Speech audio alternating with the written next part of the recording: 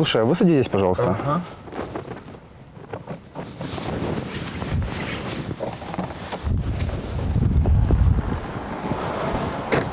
Как же надоело постоянно просить подвезти, а хочется уже самому водить. Благо в нашем университете есть своя автошкола. Туда-то мы и направимся. Автошкола СГУ имени Петерима Сорокина проводит обучение с 2009 года. Учебный центр подготовки водителей готовит специалистов на категорию «Б». У школы имеются автотренажеры, современные автомобили с механической и автоматической коробкой передач. Набор в образовательные группы проходит каждые 2 месяца. Автошкола СГУ предоставляет скидки не только студентам Сыктывкарского университета, но и всем студентам, а также школьникам. Набор в автошколу осуществляется постоянно, то есть слушатели могут позвонить по телефону и записаться.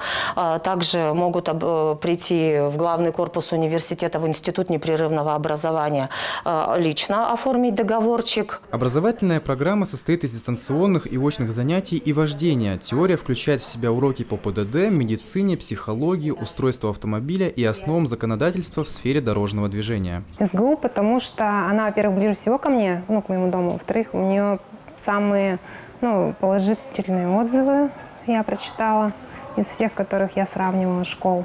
Тут вообще интересно так обучают. Мне вообще нравилось. Я ходила постоянно, на все лекции не пропускала. И обучение, само вождение очень хорошо проходит. У меня инструктор хороший был. После освоения общей теоретической части ученики переходят к практическим занятиям на специальной площадке и в городе. Вместе с инструктором будущие водители приступают к отработке упражнений. К изучаемым маневрам относятся разворот в ограниченном пространстве, начало движения в подъем, заезд в гараж и параллельная парковка задним ходом. Человек, пришедший в автошколу, должен поставить задачу для себя не просто получить водительское удостоверение, а все-таки научиться ездить безопасно, ездить грамотно. Также неплохо ходить, наблюдать, как устроена дорога, как установлены дорожные знаки, какие траектории водители задают при выполнении тех или иных маневров. Как только человек заканчивает обучение, его ждут внутришкольные экзамены и получение свидетельства о профессии водителя. Далее тест ГИБДД и демонстрация своих навыков в городе. После успешного прохождения всех этапов ученик получает водительское удостоверение и может самостоятельно управлять автомобилем.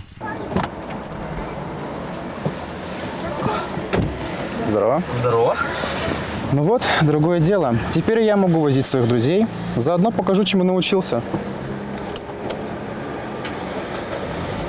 Егор Никишин, Екатерина Пиженко, Полина Холодова. Учебное телевидение СГУ.